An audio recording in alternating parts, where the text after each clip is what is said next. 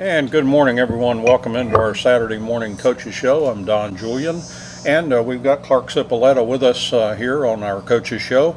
Talk about Wildcats basketball, and once again explain that we did invite the Lady Cats, but they could not make it today. So eventually they will find their way onto the coaches show, I'm sure. But right now during this Christmas season, it's kind of understandable. It's kind of crazy for them, and so anyway. We'll have them on later on. And before we get into discussion with Clark, I'll go ahead and talk about the Lady Cats just briefly. They have a record of 15-3 now, so a very, very good record. They played in Hugo, Oklahoma yesterday, and I had the pleasure to see that game, and it went right down to the wire for the final shot. Hugo called timeout with like 6 seconds left to play in the game. And the lady drove into the lane, put up a shot, and it just did not fall. Lady Cats got a huge rebound, and that was the ball game over, 43-42. Autumn Tanton scored the winning basket and also had 26 points, including a couple of three-point shots. She's really beginning to take those threes, beginning to lack those threes a little bit. Sadavia Porter had 7, Danielle Godbolt 6. 2 for Nyla Lindley and 2 for Terrella Kelly. Good to see her back on the court after she had a knee injury to kind of open the season. So we're glad to see her back. This week they'll be in the Idabel, Oklahoma Winter Classic tournament. They'll be playing Thursday at 10 a.m. and that'll be against Arkansas High. And the second game will be sometime on Friday, either at 1 o'clock or 4 o'clock against either the host Idabel or I think Oklahoma school called Northwest Classen. So anyway, that's the Lady Cat story. Soccer also will be starting up over the next week. Wildcat Soccer under Coach Alexi Upton. They have scrimmages on Friday and Saturday coming up. Friday's their annual alumni scrimmage. That's always a lot of fun. That'll be kind of a I guess 2 different scrimmages, 5:30 p.m. and 7 p.m. over at Prim, and kind of a couple of levels. Maybe some of the older guys, as Andy Holt used to call them, the old dogs, will get out there and play, and then probably some of the more recent graduates to really give them a good contest. So alumni scrimmage, and then on Saturday, also a home scrimmage for the Wildcats, and they'll be inviting in Kilgore, a very good soccer team, Forney, and also Pine Tree. When we know that they're doubly tough, even though I heard last week, or the last time we had Alexi Upton on, Pine Tree has a new coach, and they had a really, really good coach, so I'm sure they found a good replacement. And Lady Cat Soccer, Joel Bailey, they also have scrimmages on Friday. They will be at Pleasant Grove, one scrimmage, JV at 11, varsity at 12:30, and then on Saturday at Hallsville, and same schedule, JV at 11 o'clock and varsity at 12:30. So soccer getting into scrimmages as they've been practicing since right after Thanksgiving. I think they came back from Thanksgiving and jumped right into practice. So they've had a lot of practice, and now they're finally going to get to line up against somebody else with a scrimmage. Clark Cipoletta here, and I was reminded of Matt Young yesterday. Every time you see Matt, a very positive individual, and one of his, and a lot of people say it, but I always think of him when I hear it. What a great day to be a Wildcat. For sure.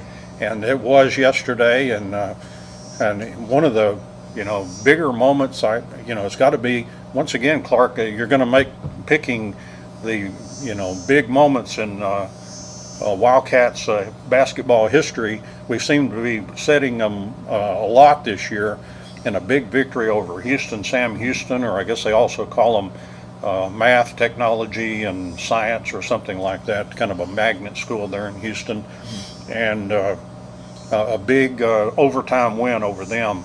And so tell us your thoughts on that one. It was a great game. I think it's the best first half we've probably played this year as far as defensively going, and just as far as moving the ball offensively. The math and science team was super athletic. They press you the whole game. They play about 10 kids who all move and can jump and are about the same quickness. So it really makes it hard on you. I thought we did a great job in the first half. I mean, we broke the press and made right decisions, and we got layups, and we got open threes, and we really made it look easy.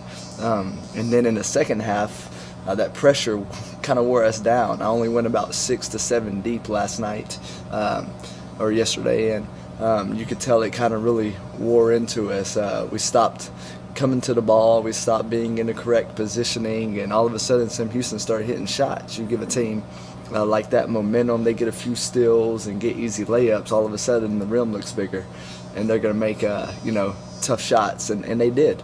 And they actually took a 4-point lead late in the game, and we had to go down and get a stop and execute on the offensive end. We had to get another stop while they were trying to hold the ball.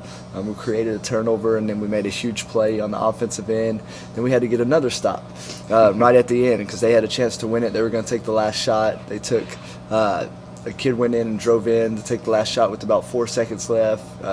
Adrian Hall blocked it. We called a timeout, had 1.4 seconds. Executed the play perfectly to win the game, just kind of came up short, and then we played really well in overtime. It was awesome to see us. We moved the ball. I think we got 6 straight stops in overtime defensively, and I was just really proud of the guys because a long trip, 5-6 hours on a bus, and that's basically their home court. That's where they play a lot of their home games. So it was kind of like a visiting game for us, a road trip. So I was just really proud of how the guys battled and found a way to win. That's big. What was the feeling when it was over? Can you describe it? It was just like a relief because you had so many highs and lows in the game, and that's the game of basketball. You're going to play really well for stretches, and you're going to play, you're going to play bad at times, and you just try to really limit the bad parts. And I was proud of. It was almost like a proud papa moment for me because we faced a lot of adversity in the second half, and a lot of our kids could have pointed fingers that this kid did this or it's somebody else's fault. But I thought we really stuck together as a team and never pointed fingers once, and just found a way to come up with the win. And that's huge, and that's growth and maturity in your teams. You could tell you really have senior kids that have come through the program when late game situations go that well. And so I was just really proud of the guys. You know, when you're on a long bus ride like that, if you would have put out one of those summit efforts like we had earlier in the season, that would have seemed like a 15-hour bus ride, but you had to kind of float back, and I would imagine you just kept kind of thinking back to this play or that play, and kind of, that's when you can really enjoy it, can't you? You're always looking ahead, but you get a little bit of time to kind of enjoy one of these wins. You do, and I told the guys thank you for making the trip back really nice, because if we'd have blown that lead, it would not have been very nice. And it was just a cool time because the kids, figuring they'd go to sleep on the way home, they're just as excited and pumped up and talking about the game and sharing stories. So it was a cool, bonding moment, and you do get to reflect, and you do get to, with this Christmas break coming up, you get to kind of take a deep breath, even though it's not a big deep breath, it's a very quick one. But you do get to enjoy it and just kind of look back on that game and the season so far, and you're just blessed. A lot of good stuff has happened so far for them, and just really appreciate the guys, and just that moment to reflect is pretty cool. All right, very good. Let's take our first internal break right here. We'll be back with more right after this break. And back here on the Saturday Morning Coaches Show, you heard Coach Cipoletta describe an unbelievable win over Sam Houston down in Houston in the Christmas crossover showcase, I guess what I would call it, and a bunch of good teams down there with a lot of good resumes, and we beat one of them. Was ranked number 12 in Class 6A, Sam Houston, and the third win this season, Coach, over a 6A ranked team. When you include Ellison now, who's climbed back into the rankings, and that was a very impressive win. And of course, anybody that was there it'll be a long time to try to forget that Rockwall game. Right. What an incredible win at home when they were number 2 in the state, with Samuel Williamson as good as a player as you'll see. For sure. Those moments are really neat, and we have a group of guys who expect to be able to compete against those type of teams, and just the fact that we were able to battle that type of competition and be competitive, just in my opinion, goes a long way. It's cool to see where the program's gone. we were battling 2As and 3As when I first got here, and just trying to be competitive with those guys. A couple of 4As, and now that the fact our program is where we're really competitive against ranked 6As, just goes to show how much work the kids have really put in and the buy-in from those guys. So it's a really cool moment as a coach, just to see the kind of the transformation that's taking place. Here's the transformation. Let's think about it a little bit. Your first game, which I'll never forget, Clark Cipoletta's first game, because you won by 1 point. I remember it. And you look shell-shocked at the end of it, like, wow, we barely survived. We beat Wills Point. Now, I'm not going to knock Wills Point. Right. They've got a good program. They're a 4A school, but it's Wills Point. And this year, we open up against Plano East, a big 6A school that would have scared the heck out of us years ago. Right, and it's just kind of the expectation has changed, and the culture of basketball here has changed, and just I knew what it was going to take in order to win district championships and to get us there, and we couldn't play against 3A and 4A competition just because in our district it was so much more challenging. So right. Especially when you get to the playoffs, it's just a different brand of basketball, just more athletes on the floor, and they just move and jump at a different pace than normal 4As and 3As do.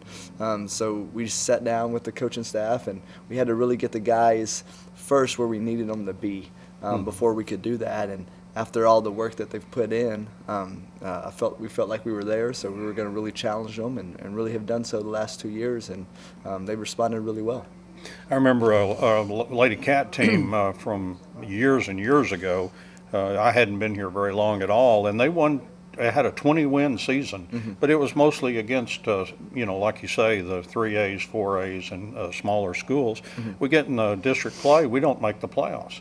Right, and that's kind of the whole idea behind it, just kind of being ready for the end result. I'm not here trying to pamper my record or trying to give these guys confidence on beating a team by 30 or 40 or 50 or padding their stats. We're really trying to keep the end goal in mind, and that's a district championship, and trying to go as far as we can in the playoffs. And in order to do that, to be the best, you have to beat the best and play the best and see the best.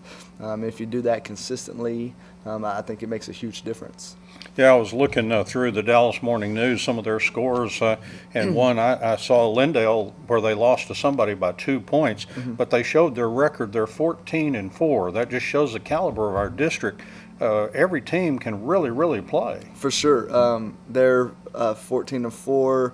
Royce City, I think, is 12-2. Everybody's really good. Mount Pleasant's going to be really competitive. I don't think Texas High's lost many games as well.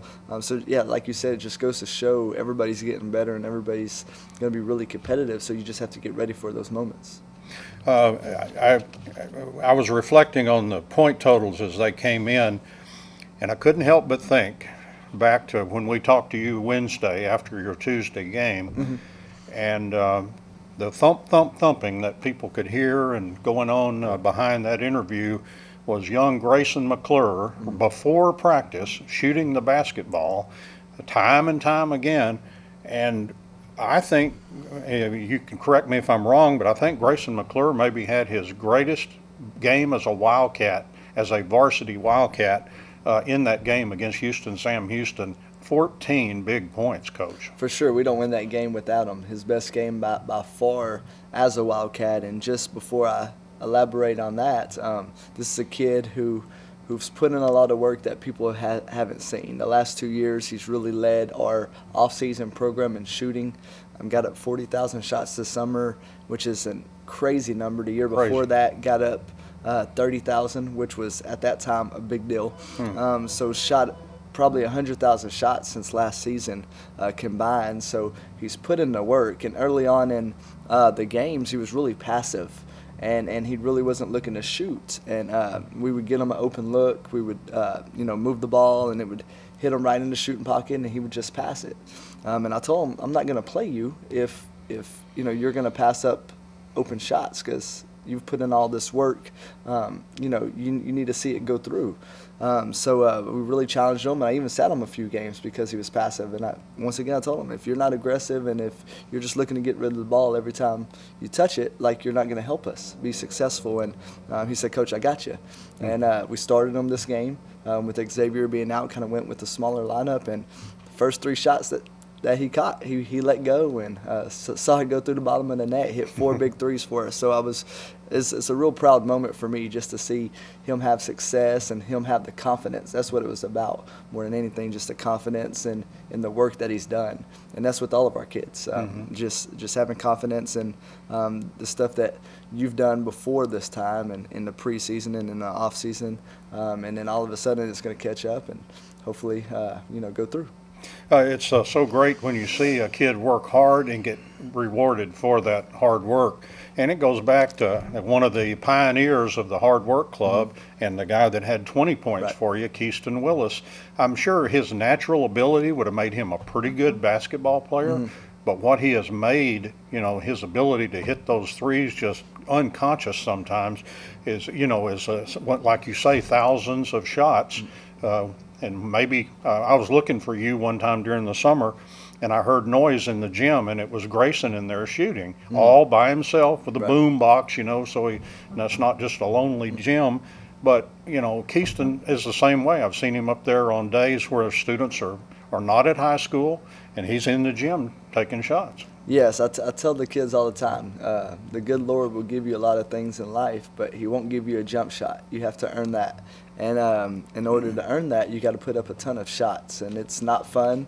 It's actually really boring, to be honest with you, in a gym shooting thousands and thousands of the same shot. But that's what greatness takes. And if you want to be great at something, you got to build up habits. And it might be a little boring at times, but you got to be able to fight through that. And with a Keyston Willis and a Grayson McClure, we'll get back at 10:30 at night, 11 o'clock, and after a bad game, when we're sitting there breaking down film, Keyston and them will shoot till midnight.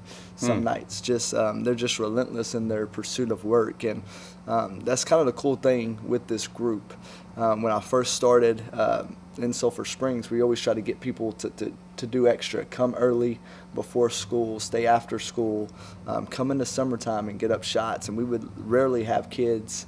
It would be a shocker if a kid got up 3,000-4,000 shots in the summertime, where now you have multiple kids.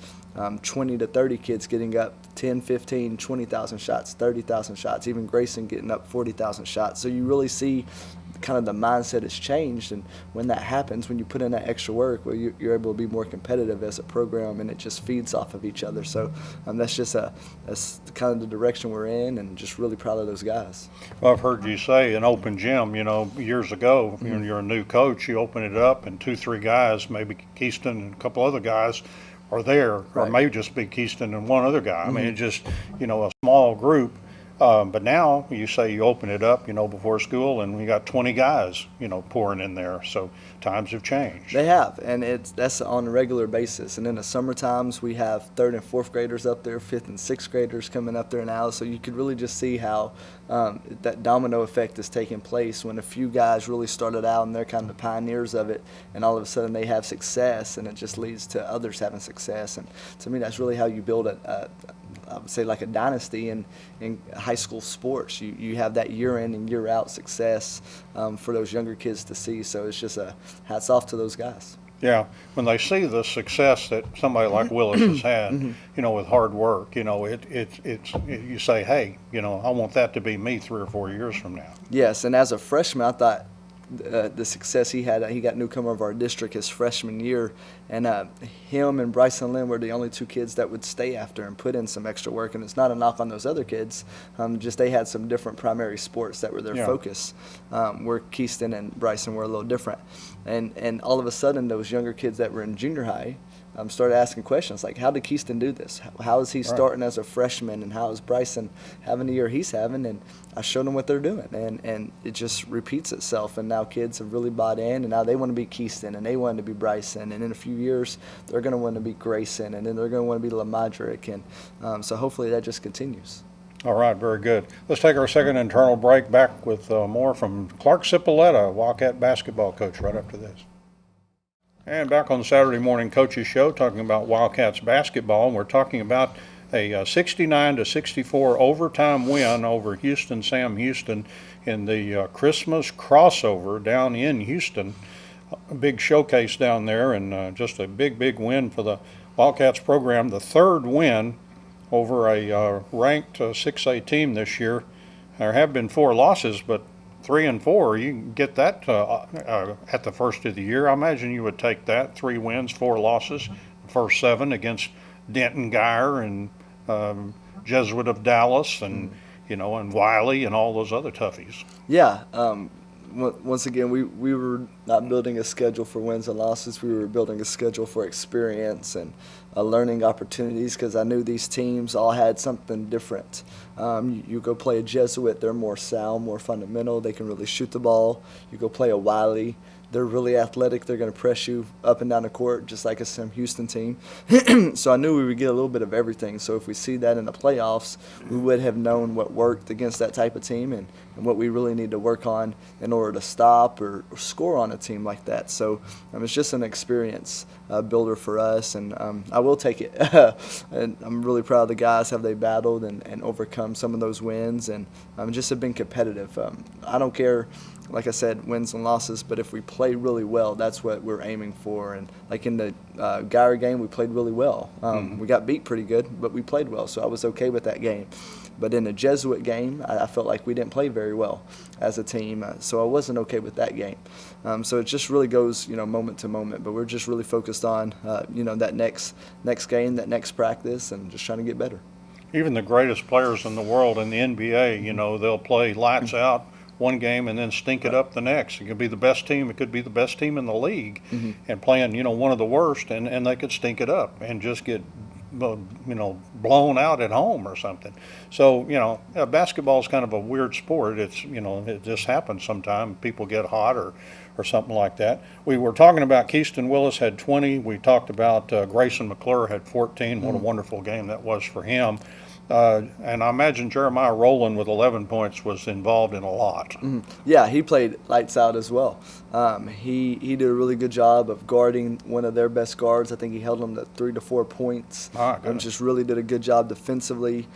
He's kind of a secondary ball handler for us, so he really had to handle that ball a lot in their traps. And I'll tell you who had a fantastic game as well as Sadadrian Hall. Sure. I think he had maybe 10 points. 10? But he had and 18 rebounds. That is crazy. He Yeah. killed the offensive glass. He had 11 offensive rebounds and 7 defensive rebounds. And just how hard he plays. He's a different breed of that playing hard type of guy when he's really on his game. And then Cameron Kahn played lights out. I think he might have had a few points, 8 points, but he took 4 charges. He had a ton of rebounds. He came up with some he did the little things within the game that really helped us be successful. So without any of those guys, we're not winning that game. So everybody really bought in and did their role and played hard. I think that's the hardest we've played for the entirety of the game. So I was just really excited to see how hard we competed, and hope that continues. Yeah, talk about taking those charges. That's another one of those very, very tough jobs. When you stand there, because you really have to be still. If you're moving or anything, you're more than likely going to get a block. But Cameron is very good at it, and I've seen him get his share of charges, and I've seen him be called for blocks too, which I thought were unfortunate. Right. But you're going to be hitting the floor very, very hard when you do that, because somebody's going to hit you with everything they've got, plow into you, and you're going to hit that hardwood, and it's called hardwood for a reason. For sure. And he reminds me of you remember Kane Cody a few years back, who got defensive MVP of our district 2 years in a row, and I don't know if he ever blocked a shot.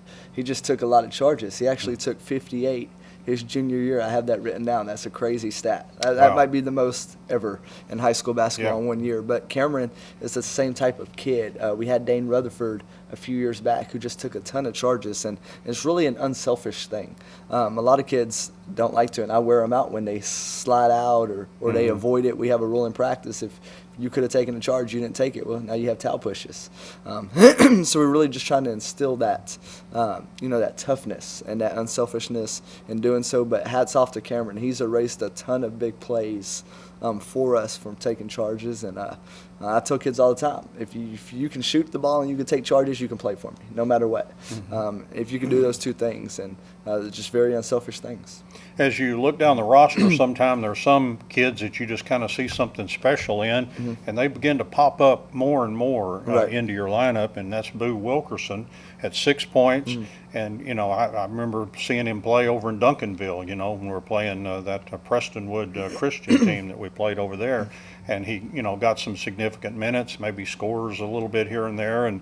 But it's a player that you just kind of, you see something in him, you know he's going to be a special player for you. And I meant to add him to that list of big players. I'm glad you mentioned him, because he played huge for us last night. Came up in overtime, or no, right before overtime, ties the game. He's a kid who, he's a sophomore, so he's really trying to find his role. He actually could shoot the ball really well. He's a real strong kid, but he's a sophomore, so he still has, you know, he doesn't have the role of a Keyston or a Jeremiah yet, so he's really just trying to fit in and find his role, and I can put him anywhere. He plays super hard. He's always going to be in the right spot. He's never not in the right spot. He's probably our best cutter. If you ever look at when the ball goes into the post, we do a lot of action off the ball. We cut a lot of guys through, and it always seems like Boo is the guy who's open, getting layups. And last night, to tie the game, to put us into overtime, Boo had one of those cuts. So Adrian Hall found him and scored it there. And then in overtime, we missed 2 layups. It's just right at the beginning of overtime, and Boo tips them back in. Just puts us up by 4, just like that. So just played, like I said, huge for us. Grayson kind of went down with a back injury, nothing serious, just kind of fell on his back hard. And Boo had to finish out most of the fourth quarter and all the way throughout overtime for us. And, man, we couldn't have won it without him as well. And you're doing all this without Xavier Cork, who we've talked about has a kind of a bad toe. And people say, oh, but you have no idea how important. That's probably a big toe, if I had to guess. And my mother broke her toe one time, and they put a cast to her knee, because that controls everything. Your big toe, you know, kind of guides your walking and everything else. And so when those basketball players' feet aren't right, toes and feet, it can cause havoc. But I know you're erring on the side of caution, and you really want to get him back to where he's the same explosive, exciting player that we saw early in the season, where, you know, he's 100% ready to really help you as you get into January and beyond. Yeah, that's the main goal. We go play Morton Ranch here at the Whataburger tournament, and they might have the largest high school player I've ever seen. He's like 6'10", 300 pounds, and Xavier would help out a lot in that game. We could really use him, but we're not going to speed him up just to do that. If he's ready, he'll be ready, but it's kind of a day-by-day thing. It's a kind of a tolerance on him, but it does it. Big toe affects so much. You're stopping, starting all the time. You're elevating, so we need him playoffs, district, before, you know, we're not, like I said, worried about these games. I have a group of kids who can compete with the group I have out there, so we'll just kind of see where that takes us. I remember years ago, back in Phi Slamma Jamma days, they had a guy that came off the bench, and he was a big post, and he was their defensive tackle on the Houston football team. He was a very excellent athlete. And you know, I think he played pro ball. He was, but I mean, he was very agile on his feet. But he was, like you say, a big, like about 300-pounder, and that is tough to guard. He's like 6'8", 6'9", 300. I mean, huge guy. So. Yeah, the Morton Ranch is going to be really challenging. They can put some kids out on the floor that size and athleticism. They're kind of like a Sam Houston, but bigger, with basically a 6'10" kid inside. They have another kid averaging like 30 points a game who can really fill it up. So we're really excited about the opportunity to scout them and play them, and just kind of see where we match up. And they're just number 20 in Class 6A, so nothing to worry about. No.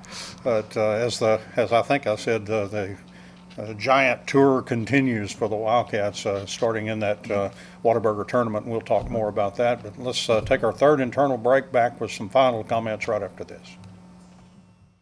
Back here on Saturday Morning Coaches Show, talking with Wildcats coach Clark Cipoletta. Again, Wildcats defeat Sam Houston 69-64 in overtime. That makes it a special game when it goes the extra period and you come out with a big win. And it's not like there's always lots of heroes, and we've tried to talk about as many as we can. And you do have this week the Whataburger tournament in the Orange Division, which is I'm sure the elite division of this, and lots of very highly ranked teams, both in 5A and 6A, just scattered throughout, and one of them is at Katy Morton Ranch. But just once again, everywhere you look, you're going to, find these big, tough teams in this one. Yes, the Whataburger tournament is awesome. It might be one of the biggest, most well-ran tournaments in the United States. And when Manning and I first took the job, it was funny because we were talking about, man, how cool would it be to go play in these type of tournaments where you have that many college coaches there and that much exposure, and you just get treated differently. They're paying for your meals, they pay for your hotels, and it's crazy that we're here. So it's going to be a great opportunity for us. It's going to be super challenging. So many good teams. I don't think there's not a ranked team in it through 5A, 6A. So we'll really have our hands full with that. Now, this is not something you can just call them and say, hey, we're coming. No. You're invited, right? This is an invitational, and I guess most tournaments are. They pick their field that they want, and you have to earn the right to be there. I mean, if you were 7-20 last year or something like that, you probably would not be going to the Whataburger tournament unless you're 20-7 this year, perhaps. Yes, and it's something they invite you a year before. That they really take their time and really try to bring elite programs to it that are in Texas. And like I said, it's just an honor to be a part of that invitational. And that's kind of the same thing with these showcases. You have to get invited to them. You can't just sign up. And, if they think you have a good team and have some good prospects, they'll invite you. So it's been neat. I told the guys, I got to keep winning these things, or we're not getting invited back next year. So I think we've done a pretty good job of that. So, just be a handful of great teams. Yeah, I think we've earned our right to be invited to these kind of tournaments. After a tough day on the court office, so to speak, for the Wildcats and picking up a win, are they off today? Are they open gym, or what's happening for the Wildcats between now and you'll play? That'll be Thursday at 11:30 a.m. Over in the Birdville ISD gym over in there in Haltom City. Yes. So it actually got moved to W.G. Thomas. We're going to play in W.G. Thomas Coliseum, but we could play different games in different areas. But our schedule is UIL mandatory 5 days off. Everybody has to take these next 5 days off. So we won't get to practice, or no teams will get to practice until the day we go to Whataburger. So it would be good for the guys to, get a little bit away from basketball, take a deep breath. Some of us are beat up, they're sore, tired, X's toe, can get 5 days of rest without being on it. So it's a good and bad thing. I'll miss kind of seeing them and, really battling it out, but it's part of it. So, but the 27th we'll leave the morning time and go play at 11:30. All right. I remember when Tina Carrillo was coach here, she said, players, try to at least think about some basketball, for the next 5 days, right. Maybe pick up the ball and kind of, see what it feels like, without, just going 5 whole days, and just show up on Thursday and hope that you remember what you're supposed to do. Right. And with the group I have, I don't have to worry about that. I have to tell them, don't go play in a gym or don't go do something crazy that's going to get you hurt. Yeah. Because I know they're going to be at the Rock or they're going to be somewhere with the basketball outside shooting it. So I got a group of kids that just love the game of basketball, and they're gym rats, and they're always trying to get in the gym and play. And they've kind of asked me, hey, Coach, can we you open the gym and you not be there? And I said, no, that's not how it works. I wish it did, but we got to take these 5 days off. But if y'all find another gym somewhere, by all means, go get up shots and go work on your game. And that's probably what a lot of them will do. Yeah, find a playground somewhere. Yes. We don't have enough playground basketball here in Sulphur Springs. We don't. I tell our kids all the time, I say, I spoil y'all. Like, I grew up getting up shots on the playground. I didn't have a machine, $10,000 machine that spit me back the ball, and, we have 4 of those now. It's crazy the difference, but we have a group of kids that love hoops, so that's all that matters. Yeah, Coach Chapman, when he was here from Brooklyn, you can imagine they had some street ball and out there, he could probably tell us some tales. He probably honed his game as a post in a lot of those tough games on the schoolyard and, on the blacktop somewhere. Oh, yeah, that's where it all started for us. It's just that the society and the culture's really changed and taken a new direction. But it's just part of how it goes. Well, it's been great so far, Coach. 12-6, and with a schedule almost exclusively of 6A teams. I think I figured out there's 2 or 3 maybe that were not. I think Prestonwood would probably be considered 5A, I believe. Actually, 6A Taps. Oh, 6A. Well, I lose them. I know Paris was 4A. 4A. I think that's the only team who played below our level, and maybe just 1 or 2 5A teams, if I can even think who they are. I think just Wilson's the only 5A. Yeah, Woodrow Wilson. Yes, Okay, yeah, and I think I was including Prestonwood in there as well, but that I did not. They're hard to.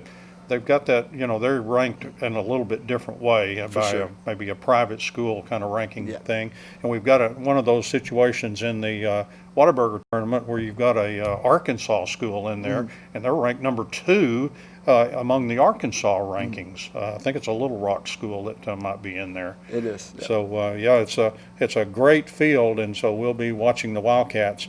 I think just the one game Thursday, and then 1 or 2 on Friday, and then hopefully more on Saturdays. For sure, yes, sir. And it's a type of game that you could play a team, and then in the second round, win or lose, you probably play a better team at times. So, like I said, it's just so stacked and in competition. So it'd be just a great opportunity for us to play that back to back to back, and just really see where we rank up.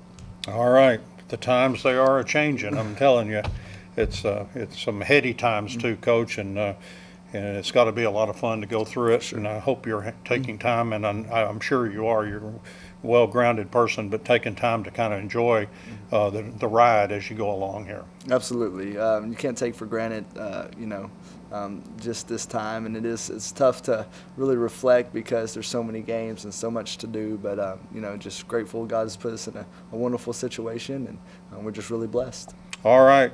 A lot of big times ahead. The month of January coming up, and that'll be district play and all kinds of exciting games coming up, and then come the playoffs, and so a lot at stake in the months ahead. But kind of an interesting time right now as the little Christmas break coming up, and then some holiday tournaments, and then everybody comes back, and before you know it, begin to really get serious with district ball games. And like we've mentioned, district going to be a very tough group this year, and so we'll have to come into every game ready to rock and roll. Thank you so much for joining us, Coach. Thank you again for your time. I appreciate you, and that's going to wrap us up for today. And thank you for joining us, and so long, everybody.